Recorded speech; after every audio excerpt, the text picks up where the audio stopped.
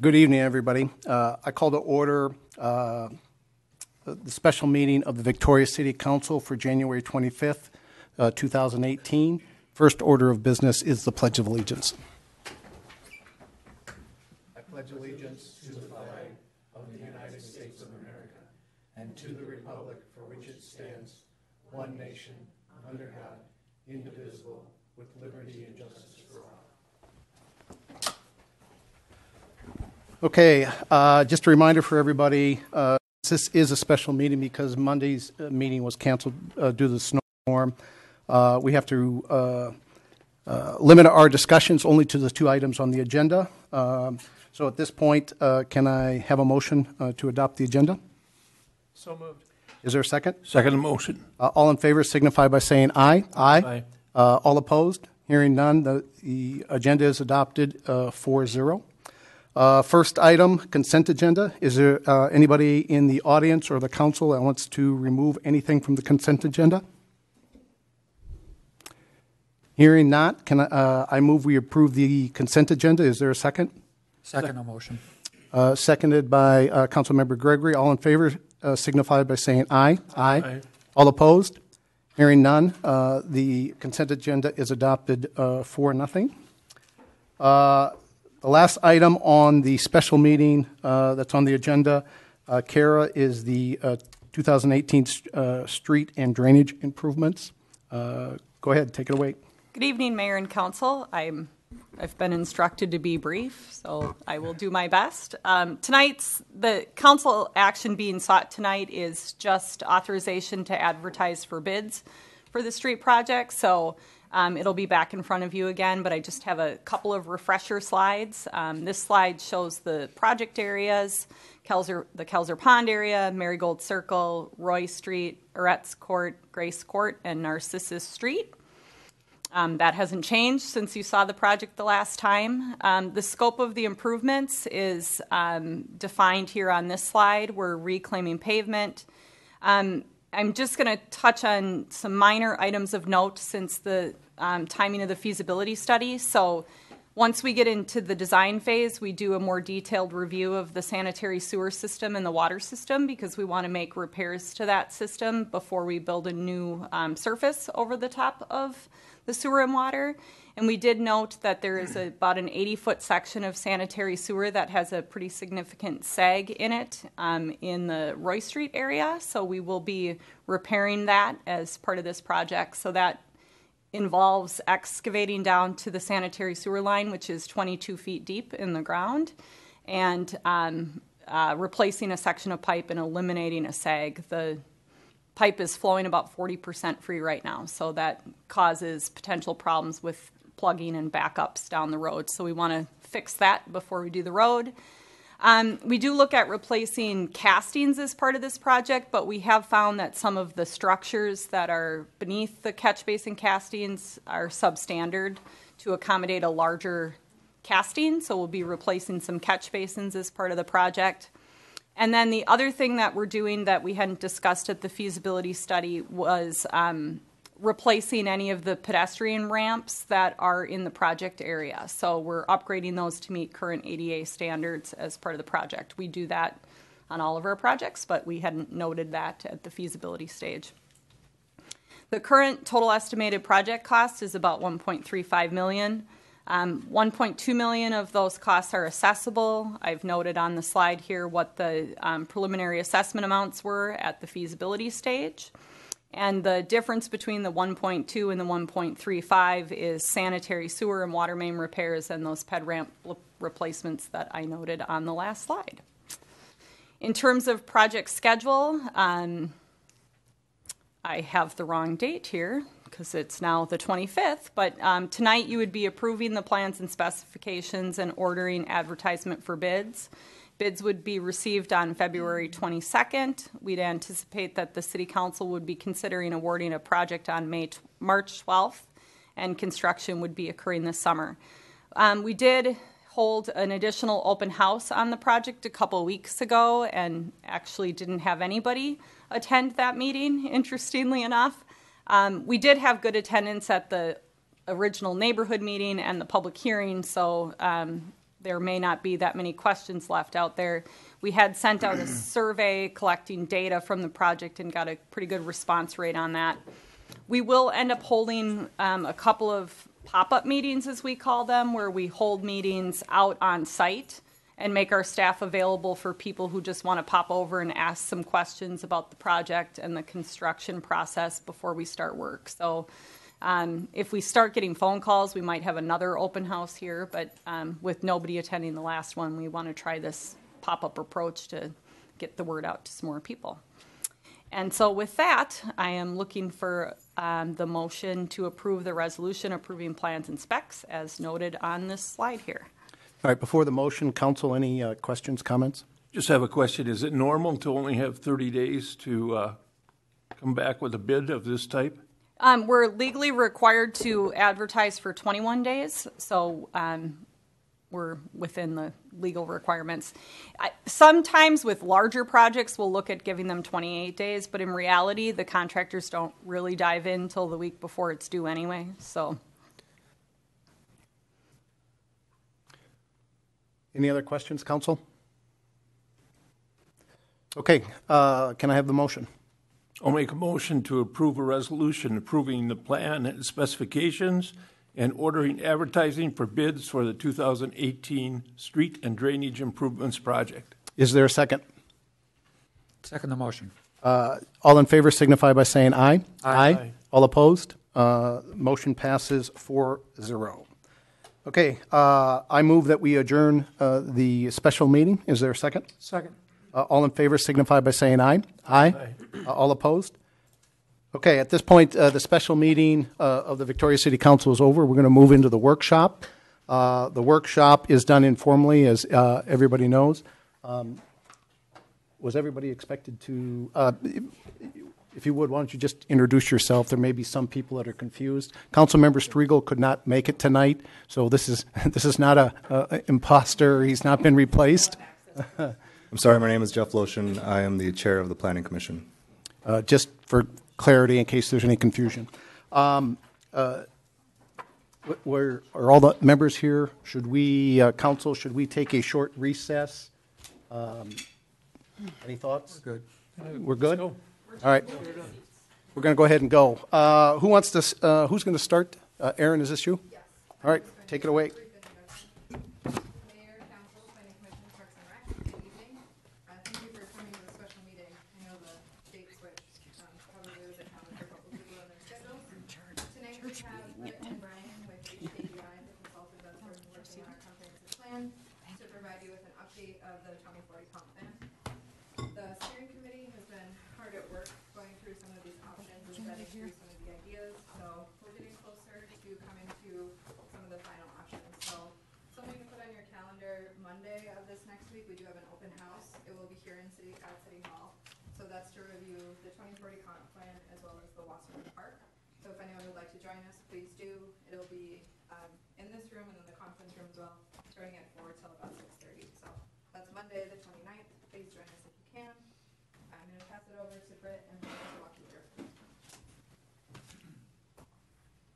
Thank you. Brett with HKGI.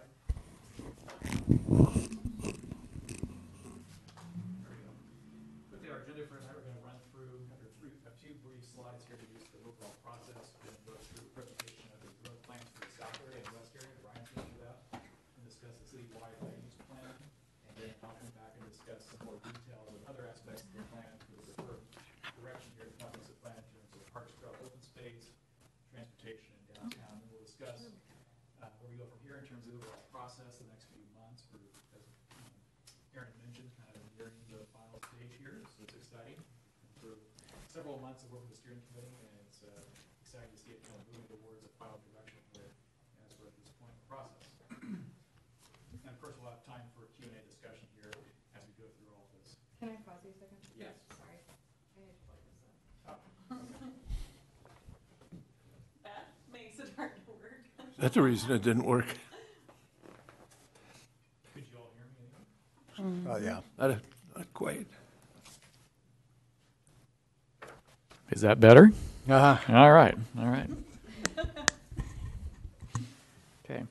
So tonight we're going to go through information about the draft preferred plan for the comprehensive plan, answer your questions, and really get as much input as we can concerning the preferred plan, and hopefully get some degree of head nodding here concerning the direction it's been going. What we're going to show you tonight is not terribly different from what the steering committee saw back in December. So those of you who are on that committee, you won't see a whole lot of surprises here. And so hopefully that should be a good direction here going forth with this group here tonight. So recap of the process over the last several months. We've actually been through now 7 steering committee meetings up through December. We have a couple more to go through. We saw you all back in October for a joint session with Council, Planning Commission, and Park Board. At that point, we discussed the kind of various alternatives, kind of 2 main directions for things like land use and parks and so on and so forth. After that point, we had a public open house in late October, and that input plus a community survey led to where we are now, the preferred direction. City staff has also had periodic briefings with the various boards and commissions along the way. Ben did that along the way with City Council, other groups here, just kind of keeping them apprised of the overall process, really going back over the last 10 to 12 months. So in the spring and summer, we had a community survey that was put out last summer with kind of general questions about the direction of Victoria.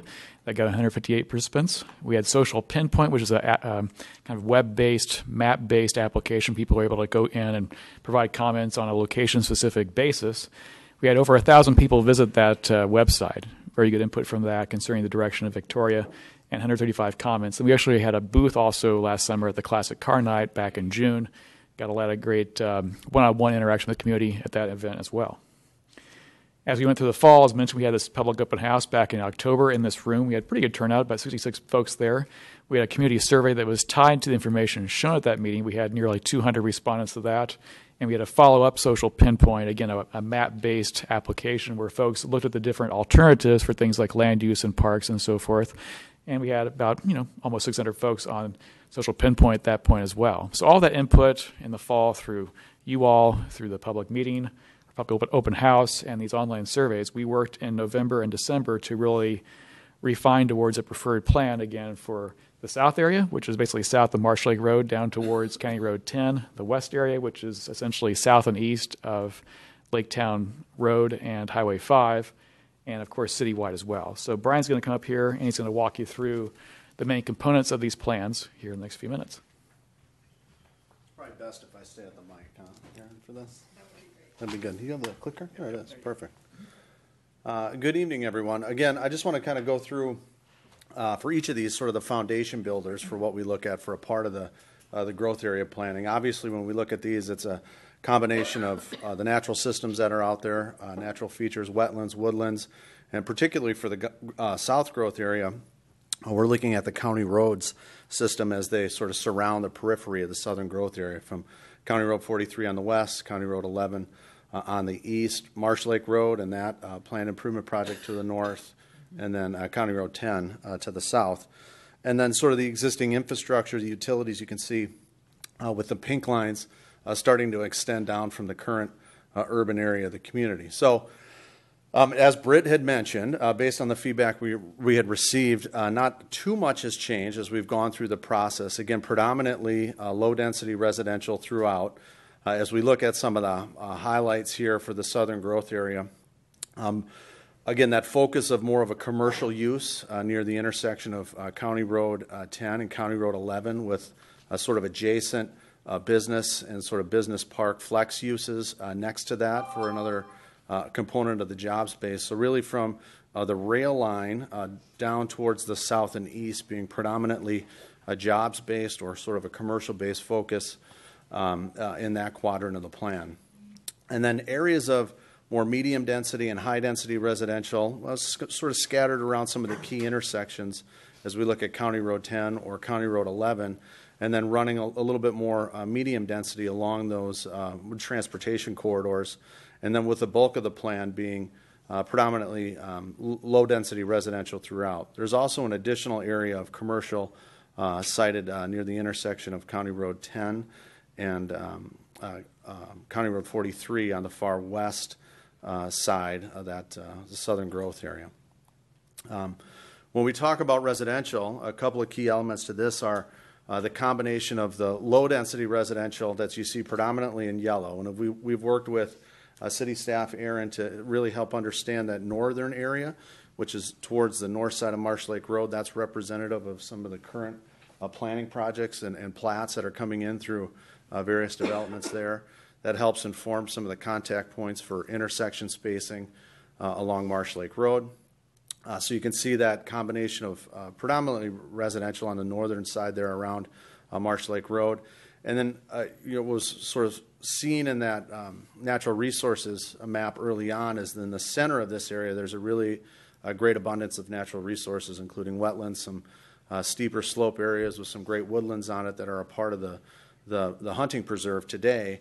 That could be integrated into what we're thinking of as a conservation residential land use sort of pattern there, which allows for a density somewhere in really 1 unit per sort of 3 acres all the way up to about 1.5 units per acre in that area. So some flexibility for some larger lots of potential, or the option for some cluster development where we could have more traditional lots, but preserve some of the natural resources within that area. So what it really does is offer a broader interconnected open space throughout the entire growth area, connecting Marsh Lake in the northwest through that wetlands connection in the center of the site, and then down towards the commercial district and the higher density areas along the county roads. So as we broke this down in more detail, make sure I didn't step on that. There's really 3 zones that we looked at. I think the original growth area there was Zone A, but we wanted to understand some of the context. Like I said, we integrated some of the current planning in Zone B to the north, and then Zone C was more reflective of understanding some of the existing conditions out there. There's some, if I back up one slide, you can see quite a bit of area of wetland integrated through that area, just south of County Road 10. There's some existing rural residential in there, planned to remain as a part of this, but most of the change in land use is along that Highway 10 corridor to go to more medium density use. So all told, you can see here with the breakdown of some of the acreage, again, predominantly low density residential throughout the district, that area of conservation residential in the center, an abundance of open space and wetland areas throughout that for amenity and preservation as we move forward. Just to highlight a few of the systems here, the transportation plan. What you see on the periphery here in the green lines and in the magenta line is really the county roads that are more the arterials that are intended to move traffic through the community. What you see internally with the blue lines and the orange lines are a mix of major and minor collectors to allow for that movement through the south growth area. One of the topics last time was about that idea of a north-south roadway connection. We went back after the first plan and looked really closely at all these roads and grades and topography to better match these to the land. And at our last steering committee meeting, had some good feedback from the landowners in the center as well as the west and east sides, trying to find the best routes to allow for roadway interconnectedness in this area. So you can see here with the notes, a central north-south major collector, the non-connected set of east-west, so we had that split. Originally we had a plan that brought an entire roadway again east to west. We sort of split those to honor and respect that area of natural systems in the center of the land use, or center of the growth area. And then obviously the public trail network that would extend along those roads and then further integrate. So here we've sort of popped out the natural resources, the open spaces, and the neighborhood parks as a part of that piece here. So it's a combination of some of the land uses that you see in the center of the site where conservation sits are those sort of hatched gray areas. Those could be developed lands, but the intent behind that conservation residential area is to preserve as much of the woodland natural resource features as possible. And beyond that, then, we're trying to build a broader network that interconnects wetlands, open space, drainage ways, stormwater, all those components into this really great network of trails and open space throughout that entire southern area. And balanced with that on the periphery are where you might find more of those active neighborhood park components at the same time. So interconnected system of greenways, you can see that throughout. Trails would be interconnected between both the roadway corridors themselves as well as the greenway. And then neighborhood parks providing the connections to a few of those key locations and access to both to public trails on the south side of Marsh Lake where feasible. Should I just keep going? Go to the west? Is that the best way? Let's just keep rolling. Let's jump to the west area. We can look at this one here. Again, the framework, you can see the infrastructure kind of growing from the east, where we have the pink lines of the developed areas. Again, we looked at wetlands, woodlands, and county roads here. This was the framework plan that we've come up with. We've went back and looked more closely at the routing of the roadways. I think generally the land uses, again, have remained the same from the earlier concepts, predominantly single-family residential, a couple of major nodes of commercial along Highway 5 there to the north. You can see that with some higher and medium density residential clustered around that, as well as at the intersection of the planned extension of Marsh Lake Road and Laketown Road on the west side there, where you have the red and the orange collected together. Here you can see the breakdown of the land use acreage within that area, the west growth area, again, predominantly low density residential, single family residential for the most part, but areas of additional density adjacent to a lot of the commercial service areas planned. I will note that on this plan, you can see it highlighted as a circle area off to the west of Pearson's Lake. That's intended to be an idea for a search area for a longer term community park on the waterfront. That was a lot of the feedback we heard through the planning effort, was the ability for the broader community of Victoria to find access to the Great Lakes that we have here in the community. Originally, we had that sited on the north side of the lake, and working with the steering committee and the property owners in that area moved it to this location and allowed for more lakefront residential in that area. So again, here's some of the highlights on that: low density residential uses throughout, and again, that broad interconnected open space. The transportation plan here, this is a better highlight of the roadway network. You can see County Road 5, or State Highway 5 on the north side there, the extension of Marsh Lake Road and that dashed green line through the center. Laketown Road with a realignment of that. Currently it sort of zigzags along Teller's Road there today in the dirt road. But just a realignment of the geometry through that as it extends back down towards the south. And you can see County Road 43 on the far east side by Wasserman Lake. And then within there you have a network of collector roads that tie to that broader transportation system to help feed the residential development there in the orange lines and the yellow lines on the map. The notes of this. And then the preferred parks, trails, and open space plan for this area.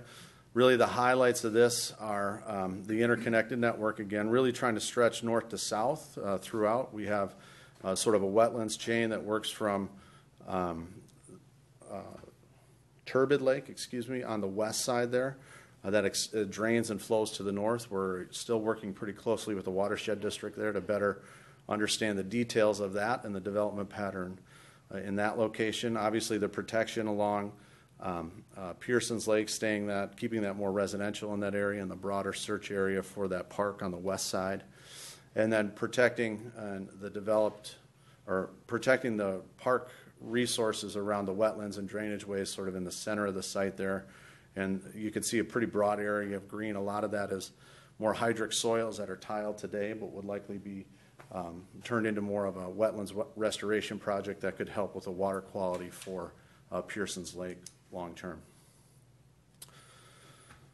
Citywide land use plan. This really just encompasses the two graphics stitched together. You can see the west growth area plan and then the south growth area plan on that far point of the west and the south edge of the community. Not too many changes, I think, broadly land use wise here, Britt.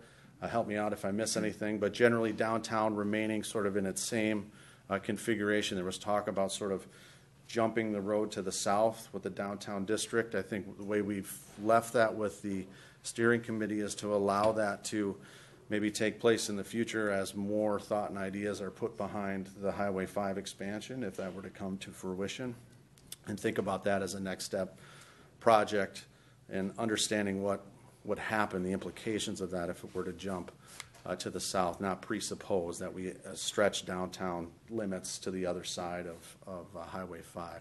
I think generally the consensus was to keep that downtown district on the north side of Highway 5 through that area. The only other piece I think was out by the Arboretum, and changing that. We had it at point to it here, just to highlight it. We have this area identified next to County Road 13 and Highway 5 as an area of commercial. Here in the future, the feedback we heard from the group was to have that be more residential. They still think access limitations could be challenging in that area, but I think we can talk about that tonight with this group as well and get your feedback, and obviously we'll bring that to the open house. I think on the downtown, there was some discussion about leaving the graphic as Brian was showing, but in the text, allowing perhaps for a few uses to dribble south of Highway 5. There we go, yeah. That was about it. Yeah. Any other broader community changes? No, most of their land uses remain the same. Right. There's the notes. There you go. So it accommodates what we need for projected household growth from the Met Council. Over that, it exceeds that 3 DUs per acre net density. It allows for the phasing of the south and the west growth areas, and it does include the assumption of additional infill development where you have vacant land inside the current city limits. Here's a breakdown of the categories.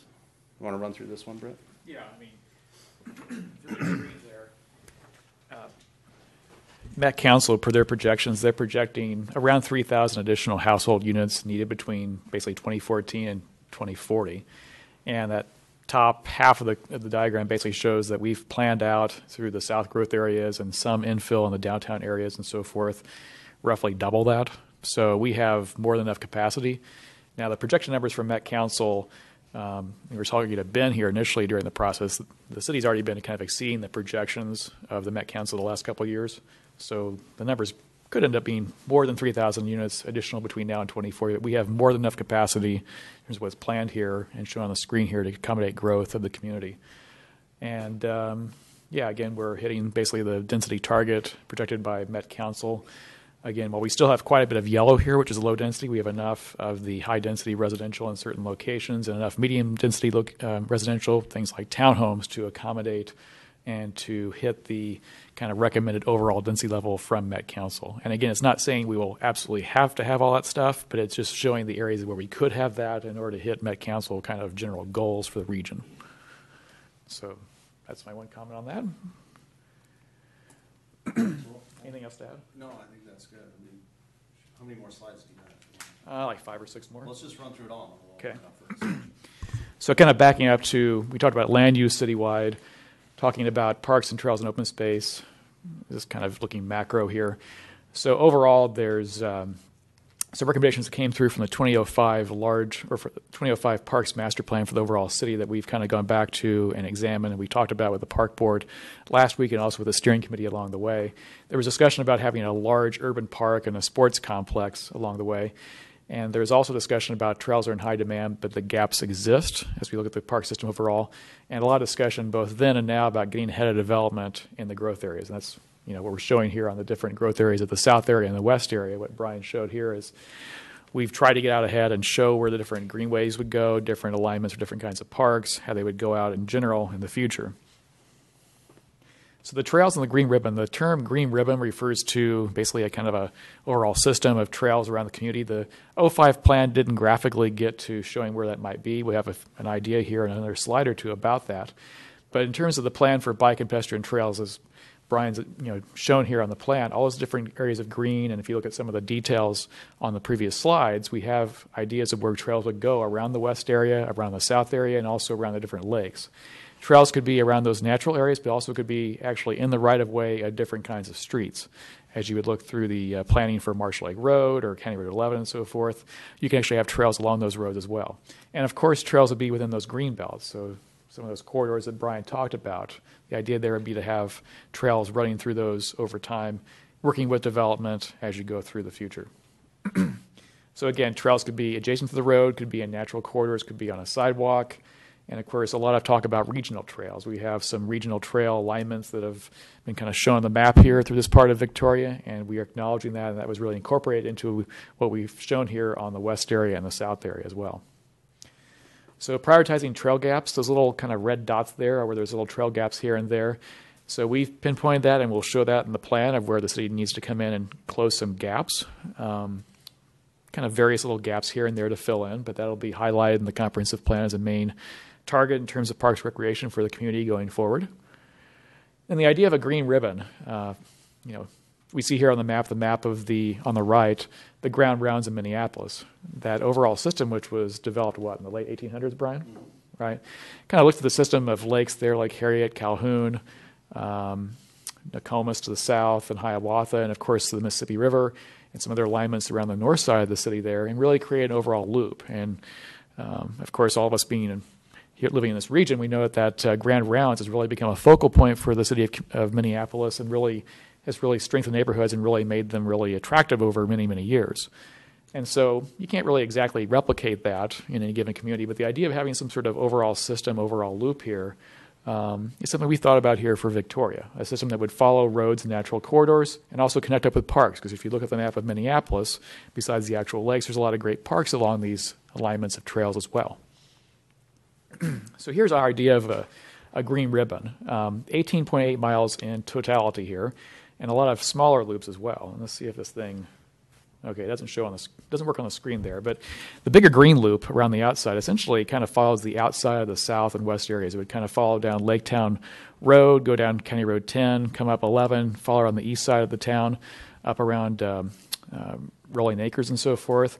And as we talked with the park board last week, we also talked about an extension of the green loop that could actually go to the north into the Carver County Park area. So you see that loop that goes to the north and west, following the Baker Carver Trail, and then up towards Parley Lake. That would be kind of a northern extension of the loop that essentially doubles the length of the loop north of Highway 5. And the little kind of quasi-dotted green trails within the actual west area and the south area, those are those trails that we talked about earlier, looking at the west area and the south area. The idea we have this broader open loop, but also within that, you can do loops within the west area, within the south area, between them, around the lakes. There's a lot of ideas there for a variety of trails in the future. So there's a lot of city acres out there right now that are non-park. They're city-owned open space areas, but they're kind of miscellaneous parcels here and there. Some of these areas could be repurposed into linear parks and natural areas in the future. We could also develop, as part of the comprehensive plan, some management standards in terms of how those will be maintained instead of just having them be kind of undefined parcels in the future. We also discussed with the park board here last week, there could be a few lots here and there that could be actually sold by the city off to development and so forth, and those proceeds used to complete some of these trail improvements and other park improvements in the future. So that's a way to kind of make the most economic sense of that. But really, better using this open space that's undefined right now would enhance the scenic beauty of the community, help the trail corridors, and also would help with some buffers around various land uses in the community in the future. So in the growth areas, this is, again, going back to what Brian talked about here, plans for the west areas and south areas. We talked about that in a bit of detail earlier.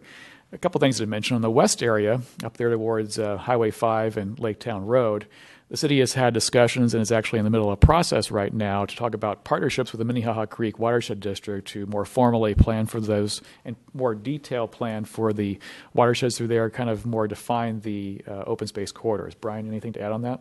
It's really the turbid lake, the outfall of turbid lake that drains towards the north, up towards the regional park. Just better understanding that water flow and that water course, and then allowing areas for enhancements to that corridor, and then balancing that with development needs adjacent to that, so there's enough remaining land for the adjacent development to occur in that location. Right. Which lake was that? Turbid Lake, it's out here on the west side here. South of 5 and west of Laketown. Here, and then really this drainage corridor as it works its way up to the north, right in through there. All right, thank you. Yeah. Another thing to mention in the growth areas, we've shown kind of the bigger corridors. We talked about the big trail loops and so forth. But as you would go through development and work with developers in individual projects, you want to be very careful to make sure you have trail connectivity from these different loops and greenway trails back into the neighborhood. So a lot of times you have little kind of stub routes that would go off of a greenway that would connect back into a residential street so that people can get more easily from neighborhoods into these great corridors we're talking about for the future. So the idea of a large urban park or sports complex, we showed here to the park board this example of the Lake Ann complex. It's a bit more diagrammatic of a map, but essentially it's north and west of Highway 5 and Powers in Chanhassen. That is a park that is attached to the lake, obviously, and it contains a lot of great community gathering places closer to the lake, but also includes a variety of sports fields down towards the south. So we talked about, and Brian mentioned, the location on the west side of Pearson's Lake. I don't think we have it on the map. You want to point to that? Maybe in the west area? On the overall plan, Yeah. map here, here's Pearson's Lake, right here on the west side of the lake. In this Right. location. We just, there was basically discussion 10 years ago, and we carried it forth to this planning effort of having this larger community park, almost like a regional park.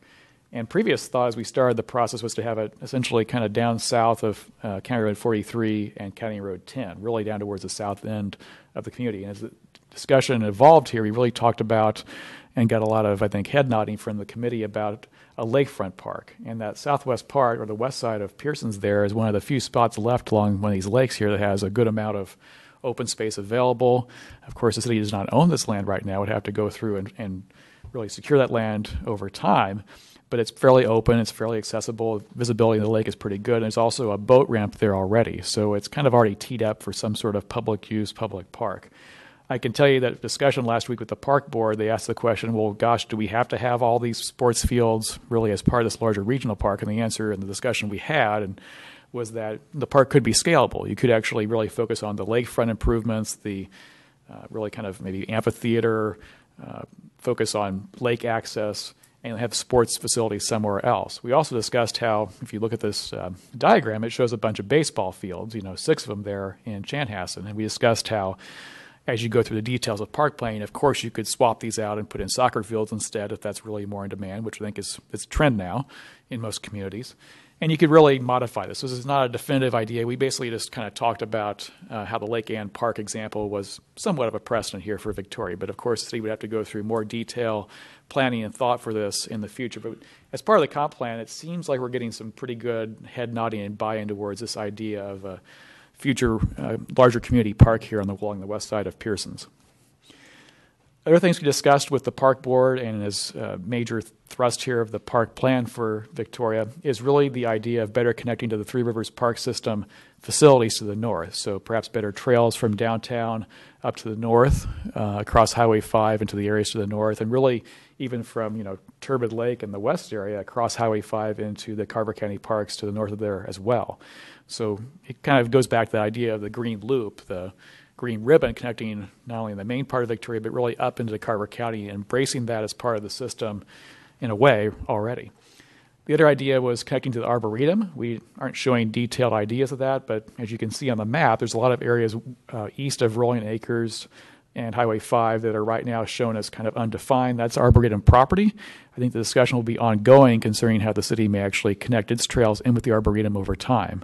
I think that's a kind of ongoing discussion that will have to evolve over many years.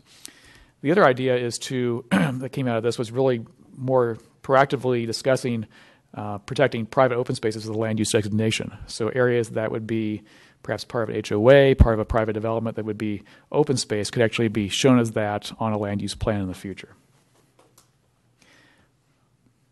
Okay.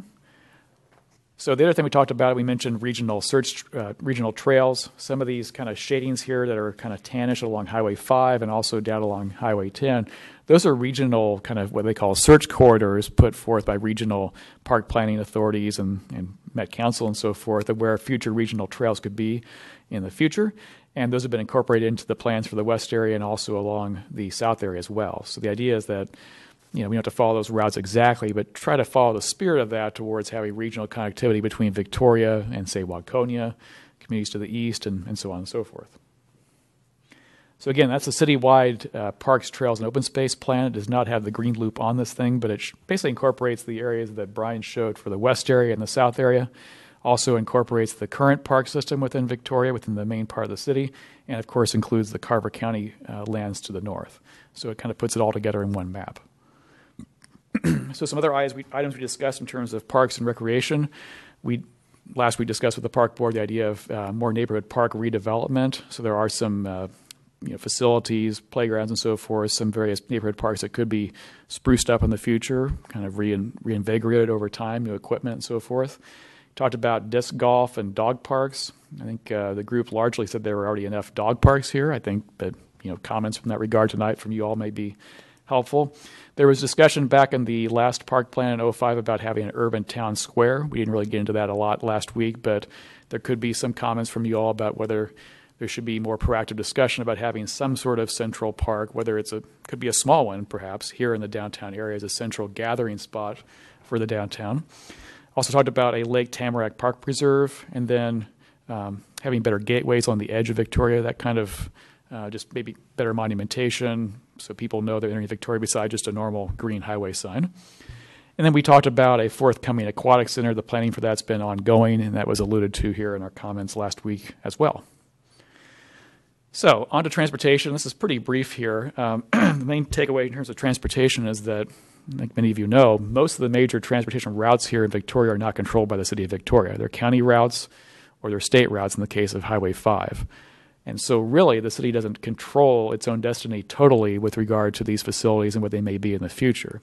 Really the key for, say, County Road 5 in terms of potential expansion and also expansion enhancements along County Road 10 is really for the community to speak as one voice coming out of this project here, this comprehensive plan effort, and really forthcoming in the future, really to advocate for, Victoria strongly stands and is in favor of funding for this segment of Highway 5 being expanded, and really working with your neighbors here, Waconia, Chanhassen, for example, to really more strongly articulate the need for certain segments to be developed near term versus long term, for example. And then the other question is really discussing the prioritization of other streets. Other streets that could use improvements would include County Road 18, a connection over to Chanhassen. And Kara mentioned during a previous meeting that actually, technically, if you wanted to widen Highway 5 out here towards Victoria, County Road 18 would have to be improved first and extend it east to Chanhassen, because when they work on Highway 5 between here and Chan, you're going to need an alternate route parallel to basically handle the traffic during all the rigmarole of construction. So 18 would need to be improved first. And then Rolling Acres Road from Highway 5 up to the north has a lot of kind of geometric improvements that are needed, a lot of safety improvements for that road. There's been a lot of discussion about that, and I think that's one of the major priority items as well. Kara, anything to add? All right. Anything to add on utilities? I think in terms of utilities, we're fine in terms of capacity, but we'll make sure that in terms of the plan document, everything we're showing here in terms of future growth in the west area and south area has enough of the utilities, pipes, and everything else. But essentially, we're fine, right? Yes. Okay, good. So for downtown, Brian alluded to that earlier. There's been discussion about how with that red area to the east and the west, we have downtown here, but there's a lot of room to move east and west with this additional residential development, additional retail development as well. But really, as you work on downtown, it's somewhat of a separate effort from the broader city plan, but really continue to work on parking ideas, because as more development happens down here, parking will always be an issue, and you have to be proactive in planning for it. And that includes public parking, municipal parking lots, things like that. And as Brian mentioned, it largely remains north of Highway 5. Just so you know, in terms of the kind of calculations for future households here in Victoria, we assume that a portion of downtown would be actually infilled with additional residential development in the future. And Brian, those areas are kind of out to the west. There's kind of pockets here and there that total maybe 20 acres out of 80 in the downtown that, in theory, we have not defined them definitively on a map here, but about a quarter of the total downtown area could be some form of residential in the future. Anything to add, Brian? No. Yeah. So in terms of the overall process, again, next Monday we have a public open house here in this room for the public to come by and see these exhibits and really most everything you saw on the screen tonight up close and personal. They can write comments about everything and really provide more of the detailed feedback on all the preferred plan, but really it's the opportunity to really get the thumbs up and any kind of feedback we need to tweak any aspects of this preferred direction before we actually go forward and do the comprehensive plan document over the next 6 to 8 weeks. The Park Board will again meet with our group in February 22nd, to review a bit more detail on the Parks Plan. We discussed again all these concepts I showed you tonight here about a week ago, but in February we'll have a little bit more detail on implementation and so forth. So again, over the next month, we're going to be working very hard on the draft document, and the steering committee will see drafts of that at their meeting at the end of February. And then we'll be back again in March to discuss with the Planning Commission and Council a review of the actual draft document. So you'll have your fingers on it, your eyes will see it here along the way. And then in terms of the overall process for the comprehensive plan, the date's not exactly defined, but in March towards April, City Council will need to take some sort of formal action to officially authorize distribution of the comprehensive plan document to nearby agencies and jurisdictions, including Met Council and your nearby cities, Waconia, Chanhassen, and so forth. And essentially, once we're done with this plan document in its kind of final draft form by April, there's about a 6-month review period for Met Council and the various other communities to review it. And they'll just basically review it for, basically to make sure it all kind of jives with what their towns are doing, make sure that it meets regional policy and so forth. And that 6-month period, we get comments, edits, and we'll work with city staff to finalize the document. And that way, Victoria will meet the kind of overall goal of completing this process by the end of the year. So, the major effort is really the next month or two to finish the document, and a lot of discussion with you all upcoming in meetings in March and April will be, I would think, probably beyond the big picture concepts here, and you'll discuss more implementation and beyond everything we're talking about here, like how do we do it? What's our first step? Things like that. So with that, I think we'll open it for discussion about any and all that we talked about here tonight. Again, it's a workshop, so I think it's pretty open for questions, and we'll go from there. Thank you. Could you take a few minutes and briefly let everybody know the process you used as far as evaluating input that was provided through the various, either the steering committee, the public comments, the map, or members of the council? Yeah. As we went through the process, keep swiveling on me. We looked through all the comments that were provided on the online survey. We looked at the actual data in terms of which responses got the most input here and there. We also had a lot of conversations with stakeholder groups. We talked with the Lake County Association. We talked with the Chamber of Commerce, talked with the downtown group. I can't draw an exact flow chart of how it all came together, but essentially we would basically look through all this data and all the comments, and we'd look for common themes. That's how we really moved towards the idea of 2 alternatives, which we discussed with the community here in the fall. And the same process was replicated again in the fall in terms of, again, looking line by line through all the data provided in the survey. We looked at every comment on Social Pinpoint to really kind of look for common themes and directions. And as we went through the creation of alternatives and the preferred plan, the steering committee was very instrumental in really being our sounding board. We would, come to them before we bring this forth to the community at the public open house in October, and again here over the last couple of months. We tweaked things a fair amount based upon their input. They were essentially somewhat of a leadership group here to really look at things, and they found things here and there that they wanted to change a bit, So it was an iterative process. It's I wouldn't say it's completely scientific, but we really did look at all the input, and kind of combined with that is the actual kind of planning methodology. As Brian was going through and drawing alternatives and then looking at preferred plans, he went through and discussed some of the actual physical features here. We used all that to draw what we drew. We used the numbers, the projections, and so forth. We really kind of worked to make sure that we had enough land use for different stuff we needed here in Victoria. So it's a combination of qualitative and quantitative processes. So who was the decision maker on some of these things where you had maybe differences of opinion as far as zoning for certain areas? Well, Brian, you can chime in. I don't think there were that many questions about a certain parcel, for example. I think the steering committee really had the final voice. The steering committee, along with city staff.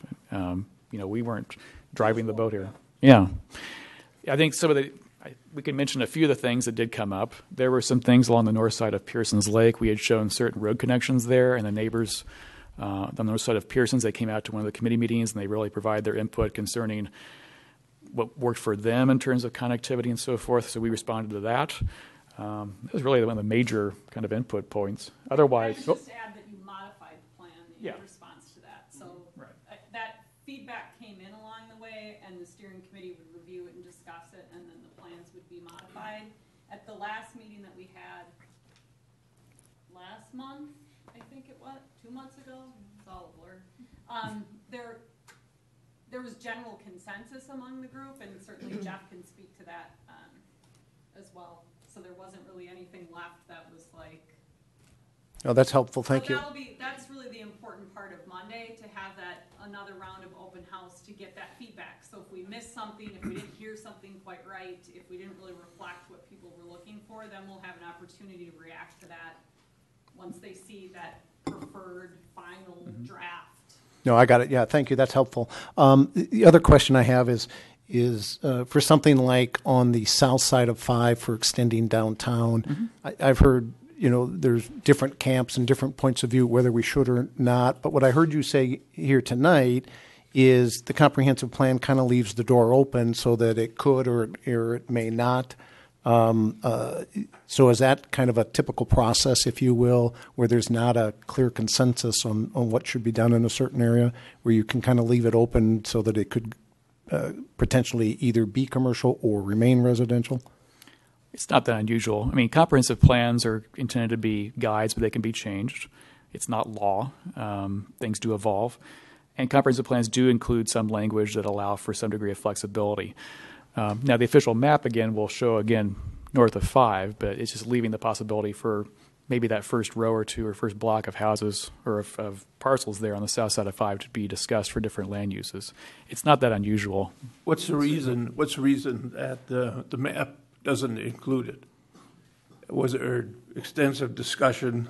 There was, and I think part of the narrative behind that was we just didn't have the information behind how Highway 5 would look in the future, and not to presuppose that you would have to go another full block to the south at this time didn't seem necessary. Rather, just keep downtown north of 5 on the map today to demonstrate that as the priority area, and then talk about it in the narrative, that area to the south of Highway 5, depending upon the improvements and the geometry and the things that are needed for that roadway improvement.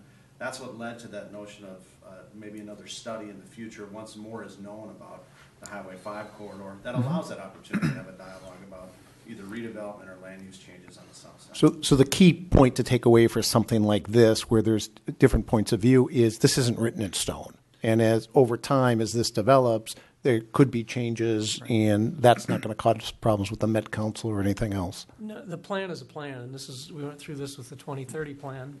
It will change, but the main thing is that we have something that we can describe in quite a bit of detail for people that are interested in developing in our community.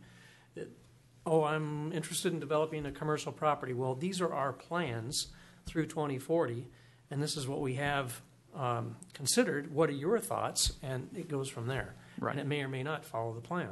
There is a process with the Met Council. So if you want to do something that's diametrically different than your comp plan, I think there's a process that you go through, which you must go through before you can do it. So we should make sure that there's flexibility that's very vivid in the plan. So if the process has to be undertaken to go to the Met Council, it's not going to be contentious. Right. So it can't be, it shouldn't be too vague. If we really think there's a possibility that you'd have to develop on the south side of Highway 5, then it shouldn't be it should be, somebody should pick it up the minute they look at the comp plan.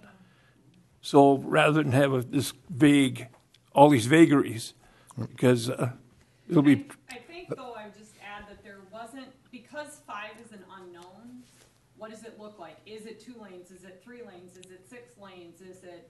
God, I hope not. I know, but to predetermine what that land use should be on the south side of 5 without really having clarity on what 5's going to be or when it's going to be felt like it was putting the cart before the horse. The thing to remember, it's a plan through 2040, but it gets updated every 10 years. So in 10 years, we'll be updating it again. I don't think 5's going to be widened through downtown in the next 10 years. That's probably true. In that next 10-year plan, we'll probably have better clarity about what that might look like. And it just felt, I think, speaking for the group, a little bit premature. There was certainly some debate about whether we should be planning for south of 5, but that was where the group landed. Again, thank you. Very helpful. One final question, and this isn't driven at a specific area, but the concept of, and I think you mentioned it when you went through the briefings, of incorporating the water quality issues and how that may affect. Is that something that was part of the decision-making, the review process as far as some of these zoning areas as to, hey, we don't want to push development too close to lakes because we don't want to affect water quality? I mean, did that factor into the process here? Absolutely, particularly around Pearson's, the north side of the lake there. We had some information from the watershed district about the idea of pursuing a wetland restoration water quality improvement project there to help with that drainage way. We've incorporated those ideas that they've started with on that north side. The details, I think, will evolve over time on how that takes place, but obviously it's integrated with the proposed land use and how that would pan out over time. Yep. Perfect, thank you. That's all I had. I have a, excuse me, I have just a overview type question before we dig into some of the details. If you go back to how this is structured, I think the sand-colored areas on the west particularly, those are parts of the orderly annexation agreement that we will eventually bring into Victoria that aren't in the plan. Right. So my question is, how many acres of land are still in the orderly annexation agreement that are not in this plan? So we can mentally get a handle on how much is out there in terms of undeveloped land. And then secondly, how did you decide where to put the boundaries on this plan, and what was the major criteria?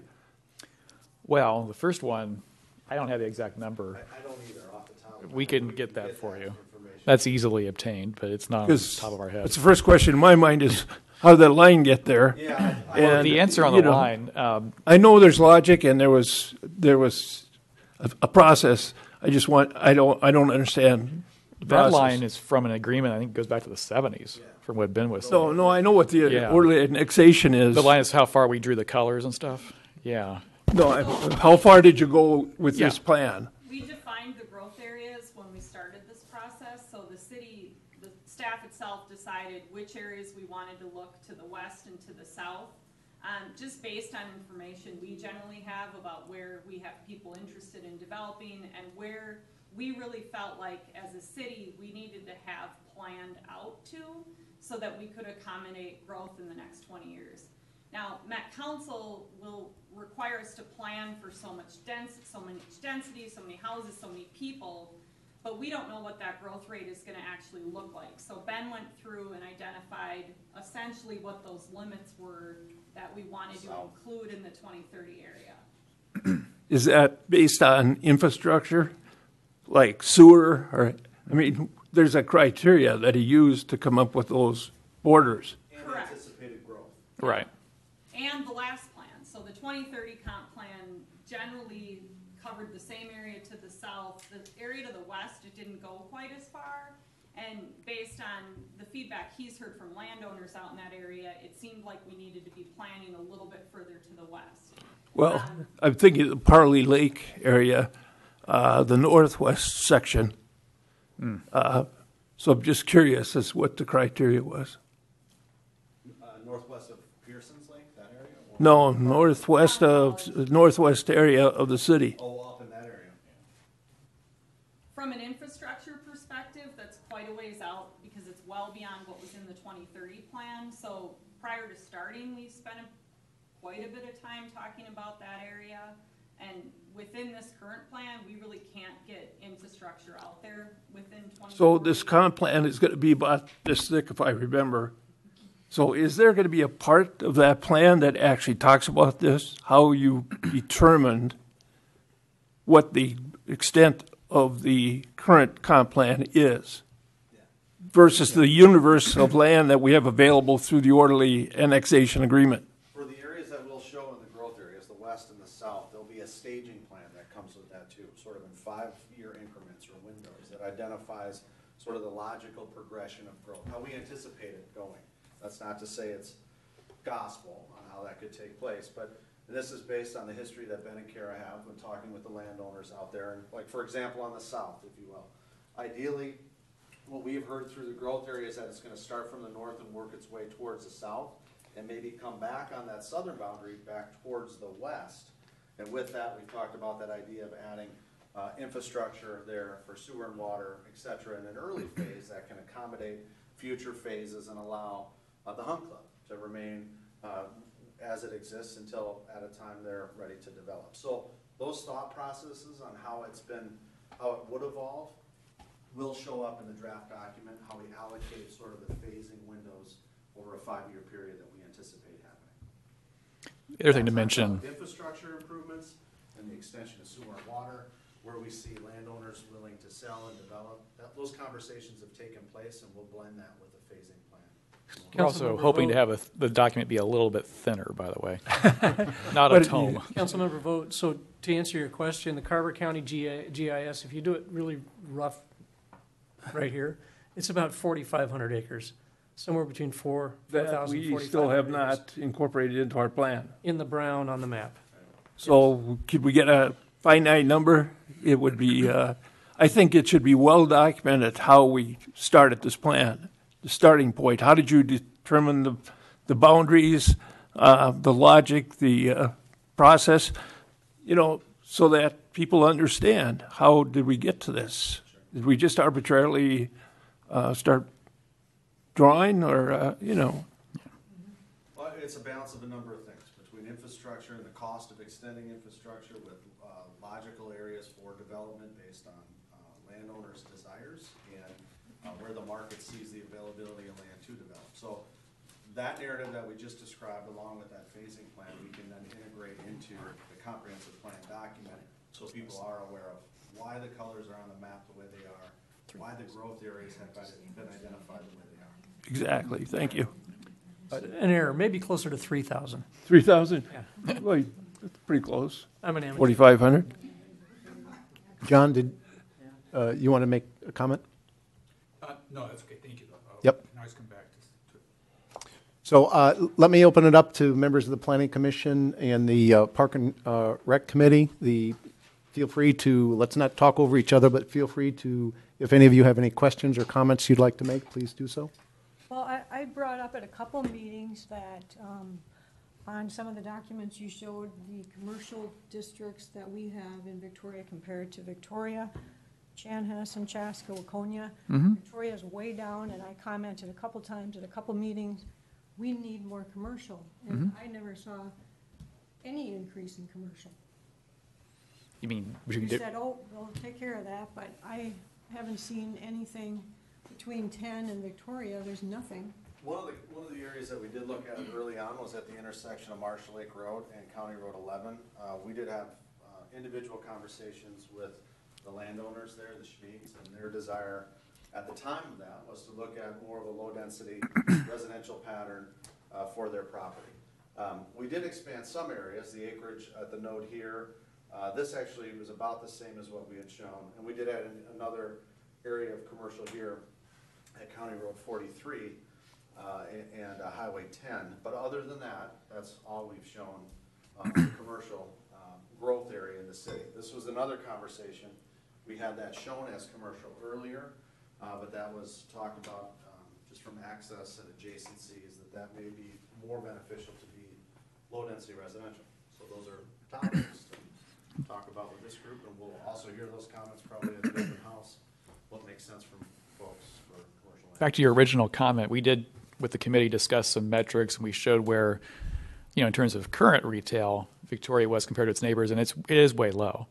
I think the point is that with all the stuff we're showing here in red in the future growth areas, I don't have the numbers right here in front of you right tonight, but in the document we'll show that you will have the capacity to really beef up your commercial and retail numbers in the future. I don't know if you'd actually hit the numbers of Chaska and Chanhassen. It's not a competition, but really I think the overall discussion was about having more of that available, trying to get more of a balance here, having more of a commercial tax base, and the document will show that. Because we're going to be the biggest city in Carver County, and we're the smallest commercial. Really doesn't seem to be right as far as Right. Yeah, I mean, we definitely have more commercial for the future here. Again, a lot of it's focused down on County Road 10 and 11. That's a continuation of what was talked about 10 years ago. That is going to be a major corridor down there.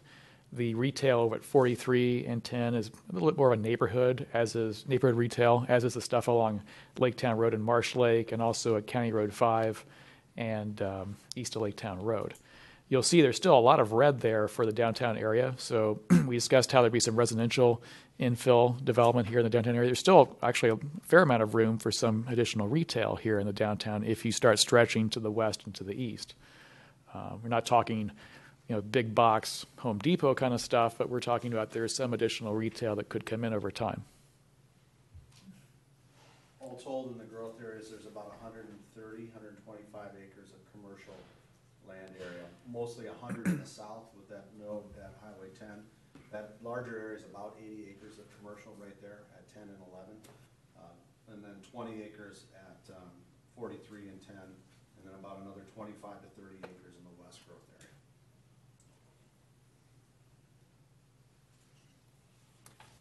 Others? I'll share a few thoughts. First, because I'm a participant both on the Planning Commission as well as the Steering Committee, I don't want to skew the conversation too much because I think the real value of this is hearing some of the fresh perspectives and reaction from others. But I just want to share a couple thoughts on some of the questions I've heard so far, just to share some perspective. A couple of things I've appreciated about this process. One includes, with regard to the City of Lakes and Parks, I recall some conversation about how letting that guide perhaps some shifting attitudes about how we think about our lakes in our community. And this in some ways relates to the water quality topic that someone had mentioned earlier. But how that sort of shifted attitudes around greenways, the green belts, but also thinking about how we engage with lakes, as opposed to real dense development around bodies of water. And it's sort of, it's the haves versus the have-nots. Those who are on the lake enjoy the lake. But instead, I've heard conversations around thinking about different levels of engagement with water body, which steers attitudes around water quality and broader level of engagement in the community. But also, it's not always just active participation on the lakes. It's view corridors. It's thinking about our trail systems in ways in which might come to the edge of water and maybe you can't touch it, but you can see it. Maybe you can experience it more hands-on with an active park, but it may not be, an active park with baseball fields, but it's a different level of activity or different levels of access. And it seems like the plan is starting to acknowledge that. It's also guided some shifting philosophies about how development occurs around lakes. It's starting to have a real impact about thinking about whether it's all riparian lots that go up and touch the waterfront as opposed to private land sets back from the waterfront and allow either some conservation boundaries around bodies of water or perhaps trail corridors that can utilize those. Continuing on the water quality front, you touched on a little bit, but the conservation residential, I think there's been fairly broad discussions and consensus around that as an attitude, and there's a number of areas, particularly in the South Development area, that includes conservation residential. And I think some of the conversation around that is, there's a couple ways to think of that. One is, a fairly high amount of density, but clustered. But the other way, based on some of the criteria that's being set, is to think of larger lots and more creatively positioned and still perhaps clustered, but that seems consistent with keeping our housing stock in the city diverse while also being respectful of the land and creating those opportunities going forward. And then just to shift gears a little bit, there's a question about central business district. I do remember some discussions at the steering committee level about that there's some uncertainty about the future of 5, but also there was some conversations about what does that do to a central business district? And if we get ahead of ourselves, are we, in essence, do we risk dividing our central business district before we even get it started or strengthen it? So attitudes around strengthening the position that exists today and also consistent with the continued development to the west of the central business district. But based on the timeline, it felt like that's where a lot of the conversation was, the focus around strengthening that core central business district as it stands. And, I think the flexibility is that the reality is there is some central business function that exists south of 5 today, but the plan as a guide counts for something. And so it is likely to guide development, and if it starts guiding too much commercial development south of 5 prematurely before the destiny of 5 is clearly understood. I think that's sort of where some consensus was built around. So just a couple of thoughts. Yep, thank you. Yep, go ahead. I too have the opportunity to serve on Park Recreation Committee and then also on the Finance Committee and the Comprehensive Planning Committee. So I have an opportunity to kind of see some of the different elements here. And I think I'd call this process pretty dynamic. And it kind of gets to your comment, Mr. Mayor. I think about Jeff and one of the meetings, and it was probably, I told him it was one of the most important things from that meeting, that particular meeting, was the importance, and from your experience on planning commission and zoning issues, and that's making sure that when we move from one type of development zone area to another, that they're complementary, because we were, the plan at that point had, and you can speak to it, Jeff, but we had some things where we were going to run some real issues when you have low density and high density significantly touching each other throughout the plan. That one resulted in some significant changes. I think, Jeff, you put very well about the downtown. I'd say, we had, really it just came up in one meeting. And I think, I think it's something that I would say is not necessarily exhaustive in terms of its being able to do diligence on it, including the benefit of what the council thinks about it. But I think you put it very well. I think there was comments about wanting to make sure that we keep our downtown, the pluses of our downtown, the pluses of our downtown, pedestrian friendly and, a neighborhood and all of that. So I think it's rather organic in terms of that discussion. In terms of the, at our last Park and Recreation Committee, Council Member Vogt brought up a great point, because we're very excited about a waterfront community park. But based on your experience with the process and the planning process before, it's like, okay, is this going to become a reality? Because if it's just a piece of paper and we put it away, that land will get developed, and this is just going to be an idle dream. And so the topic about, do we need to prioritize purchasing land for that park and get ahead of it? How does one do that? At one meeting, there was some discussion, and I'm sorry, I don't even remember which meeting, but there was discussion about collaboration with school systems. And I don't know if there's leveraging that could be done. So again, this process is very dynamic. As it relates to commercial and industrial development, I know from having engagement, it seems like there is an inexhaustible need for funds, for whether it's basic infrastructure that maybe the public, doesn't necessarily always appreciate the cost, or if it's big ticket items, such as a waterfront park. And so as it relates to commercial and industrial development, we probably need to err on the side of making sure we have enough built in the plan, as opposed to just enough to meet the requirements of the Metropolitan Council. But where I struggle is, how do you, what are the metrics to determine the right amount, the sweet spot? So I think that topic is also one that is still in play. Thank you. Anyone else? I just might add to your comment on the park acquisition and discussion. As we discussed last week, the neighborhood parks, all those kind of smaller parks all over the west area and south area, a lot of those would naturally be designated as a developer would go through and do their plans. The city would require a neighborhood park, so many X half acres or half mile, that kind of thing.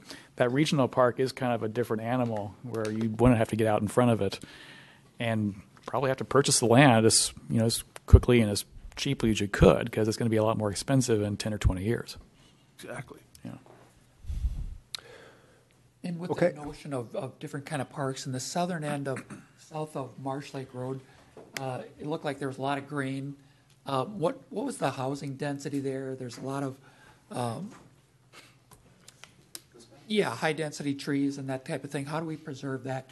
And are we looking at a different type of a park, more of a wooded type park in that area at all? Possibly, yeah. Just to get into the details a little bit more, what we've identified are these areas of darker green, which might be more of an active park space where you'd have more activities, more facilities, that type of a thing. In the center of this might be a combination of conservation land, trail corridors for the most part, but pretty much low intensity park uses. So nothing too intensive with lights or pavement or those type of things. You know, you're not going to have ball fields in there, anything like that. It's really more of a natural resource-based park amenity in the center of that location. So, but we do, within the context of the growth area, do want to provide areas that are sort of equidistant or within a certain reach to the surrounding neighborhoods that would be developed that would have an active park use at the same time. So it's a combination of both. But heavily wooded, I mean, I'm thinking Central Park kind of a thing. The areas here that are identified in green, these would be, they're targeted as remaining as open woodlands. Okay, Yeah. they are, Yep. okay. And on the screen, I put up here one of the kind of bonus slides we have here illustrating that idea of conservation development. So as opposed to your conventional pattern there on the left where you just lot everything out and let people do what they will do with their own lots, the idea is to cluster and leave more of these areas for natural space. So it's a tool that communities are increasingly using. As far as traffic patterns go, you mentioned that we don't really control our county roads, but Marsh Lake Road is disconnected. Did we get a kind of a head nod from the county on that? Are they good with that, or don't we know? We don't know yet. We'll find Okay. that out when we go out for jurisdictional review, but Ben and I felt it was appropriate to represent what the community was, the feedback we got from the community related to Marsh Lake Road, and then we'll cross that bridge with the county. Okay. But we wanted to make sure we carried that vision forward to them, so And- we do show it's split. Okay, and the traffic studies, have they been in yet? No, Okay. still waiting. All right. If there's no objections, I know we have some members of the public out here. I'd like to give them an opportunity for any quick comments that they may have. Is there anybody that'd like to quickly make a comment? Dick? Yeah, Dick Hawley, and I was a member on the steering committee as well. Could you come up to the mic, please? Yep. Dick Hawley, and I was a member of the steering committee. Jeff, I appreciated a number of your comments that were made there. One that is of, I think, should be very strong concern is what's going on with Highway 5, because one of the things we discussed is if that goes to 2 lanes either direction, that is going to, in probability, disrupt some of the commercial things that we have on the south side of the highway today. And that another aspect of that is that the residential zone that's there comes up almost immediately up to where the highway would be.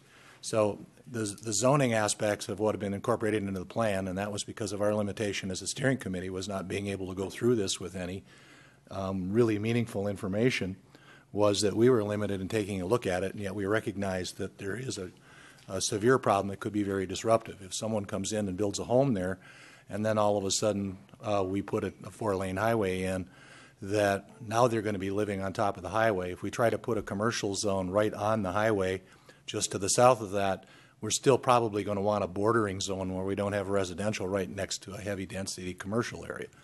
So we have to give that some thought, and that has not been incorporated into the plan.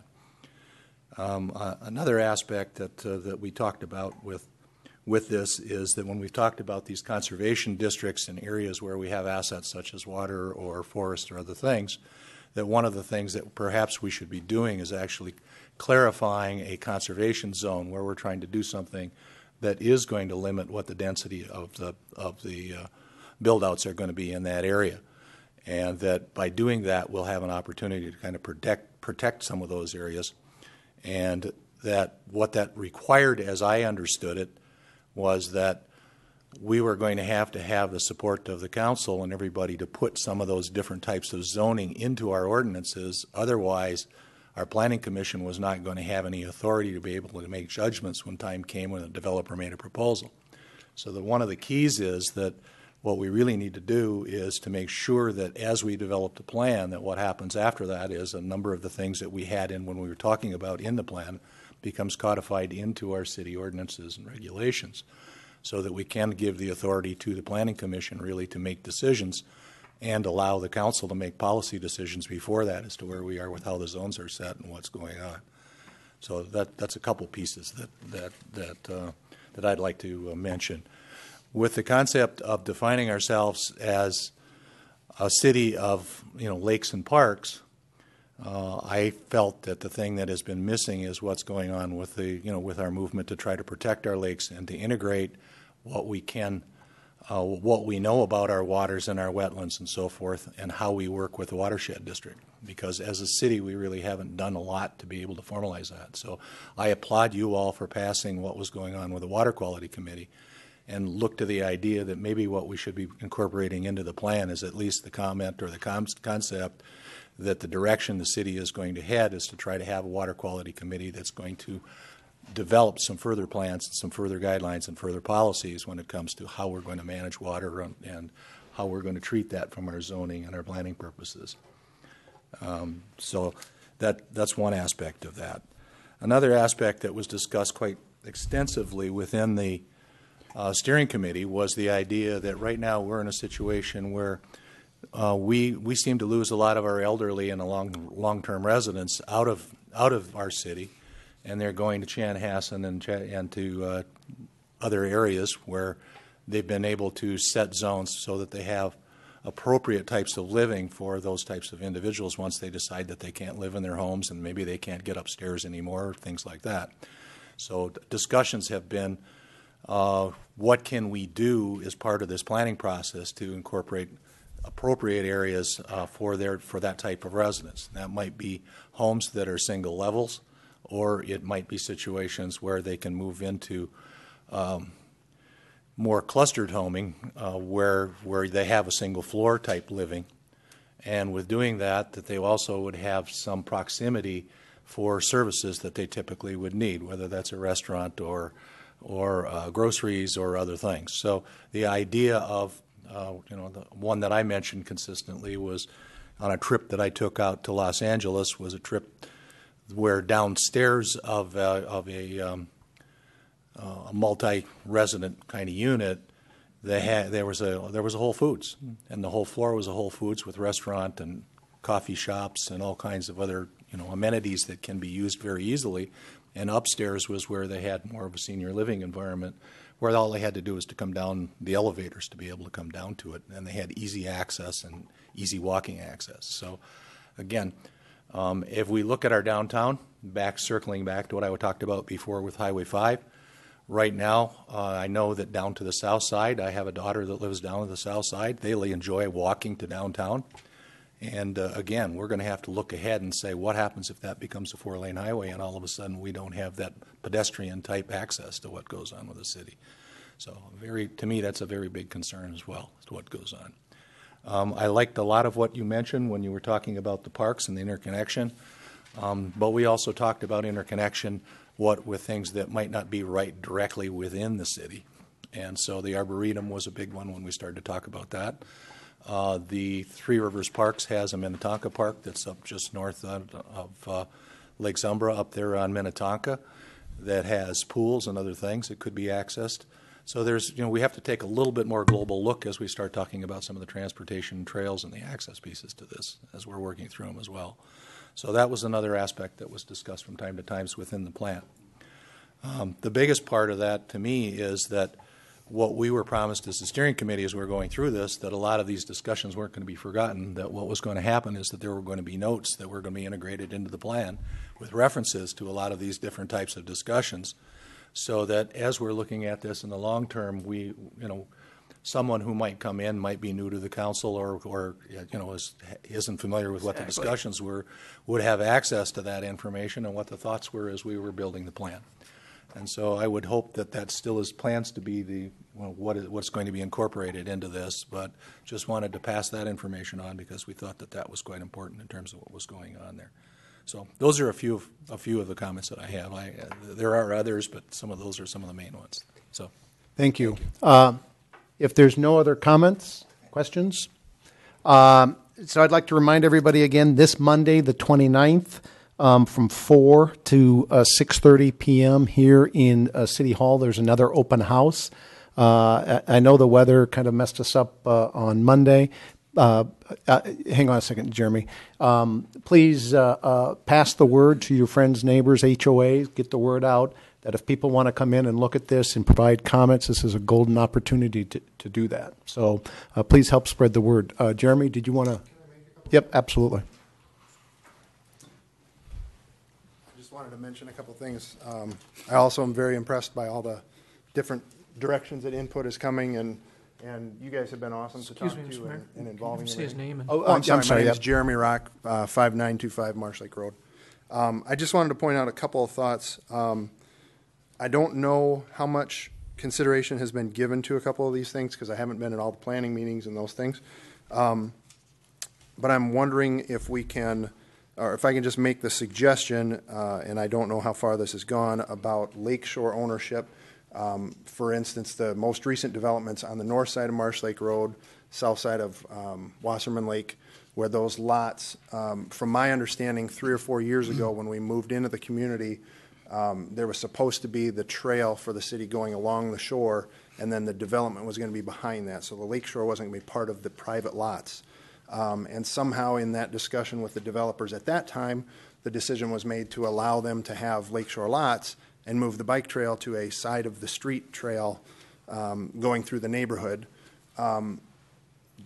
Speaking from a lot of feedback that I've heard over the last couple of years from people living there and people living in the surrounding areas, that was a very disappointing thing, and it would be great if we could make sure that we're considering things like the lakeshore is just as beautiful for you as a homeowner if between you and the lake is public-owned trail and trees and things that can't be mistakenly or intentionally stripped, and then we're impacting water quality and we're impacting everyone else's enjoyment. Because right now, through that neighborhood specifically, no one can ride their bike down the trail and enjoy the lake because you can only see it between the houses as you go down the street. Second thing I wanted to mention, I feel like the one remaining spot on this south growth area on this map that I'm not sure, I invest in real estate and I'm a real estate agent, and so I'm looking at what's consumer demand and what do homeowners want, and I don't see single-family housing being something on a low-density basis that would be next to Engler at all along this corridor. And I feel like while there might be some medium density here, I'm not sure that we're really going to be able to encourage a developer to do anything significant here when there's so much more traffic on this path. So the only other piece of feedback I have was just that I don't see where any of this yellow would be along Engler.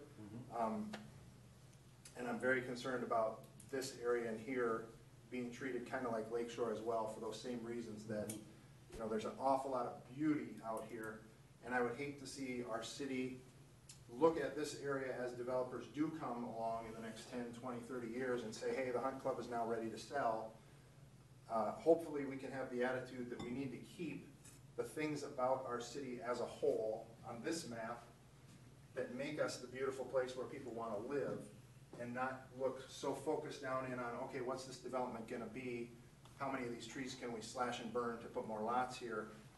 Let's keep the things that make us the city of lakes and parks, because if I, as a developer, can't build houses in here, I'm surely going to want to build houses over here, or up here, or around here, to be in that community where homeowners want to buy.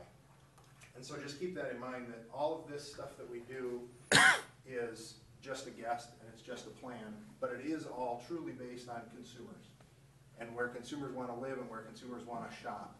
And so if you're going to go to a gas station at Hy-Vee or a gas station at this corner, you're not going to stop at a gas station here or here or here. And those are the things that maybe as less educated non-community and regional planning professionals, but as residents of the city, those are the things that we pay attention to about this mapping, and that we want to make sure are at least considered, or at least we get that the feedback loop from those people who are making those decisions on, well, here's why we're leaning this way or leaning that way, so we can understand better, and then you get a lot more better buy-in from us. So that's it. I just wanted to make those. All right, thank you. Thank you. What final comments, Dick? Sorry, one other item that I wanted to expand on just a little bit, and that was a comment that John had made a little bit earlier about the school district piece. When we start to talk about that sports complex and whatever, we really have to look at this from a standpoint of, something that is going to be used throughout the entire community. And with the growth that we've had with the school districts, that's another area where we really didn't have the information. We do know they're expanding. We do know that if we build this out from a residential standpoint, there's going to be additional demand for them to put another school in. And I think the location of that, while there still is area that we can select from and targeting where that should be, definitely needs to be integrated into the plan. So, Thank you. Anyone else? Okay, again, the reminder, Monday the 29th, 4 to 6:30 here at City Hall. Please spread the word and come on in. With that, if there's no other comments, I think we can close out the workshop.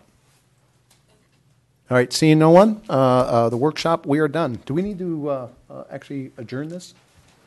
Sure. All right, let's